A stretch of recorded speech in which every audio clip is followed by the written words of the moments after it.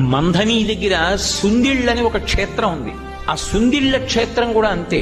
నరసింహస్వామి, యోగ నరసింహస్వామి. అసలు ఆ క్షేత్రానికి బయలుదేరితే బాహ్యాంతర శౌచములు లేకపోతే అసలు ఆ ఊరికి వెళ్ళనివ్వడు. దారి తప్పిపోతుంది కారు, ఇంకోవైపుకి వెళ్ళిపోతుంది. ఆ ఊళ్ళో ఉన్న వాళ్ళు కూడా తీసుకెళ్లలేరు. నాతో స్వయంగా అక్కడ వేద పండితులు చెప్పారు, ఆ ఊరు వెళ్ళలేము, దారి మర్చిపోయి ఎటో వెళ్ళిపోతుంది కారు. ఒకవేళ వెళ్ళినా ఆ దేవాలయం రాజద్వారం దాటి అడుగు లోపలికి పెట్టలేరుట, స్పృహ తప్పి పడిపోతారు. ఆయన అనుగ్రహము ఉంటేనే లోపలికి వెళ్ళడం. నేను ఆ క్షేత్రానికి వెడతాను అని అడిగినప్పుడు కూడా నన్ను తీసుకెళ్లినటువంటి వేద పండితుడు ఏం చెప్పారంటే, అయ్యా ఇత పూర్వం ఒకసారి నేను ఒకళ్ళని తీసుకెళ్లబోయి దారి తప్పిపోయాను, నాకే గుర్తులేదు ఆ ఊరేమిటో. ఆ ఊరికి ఆ ప్రభావం ఉందండి.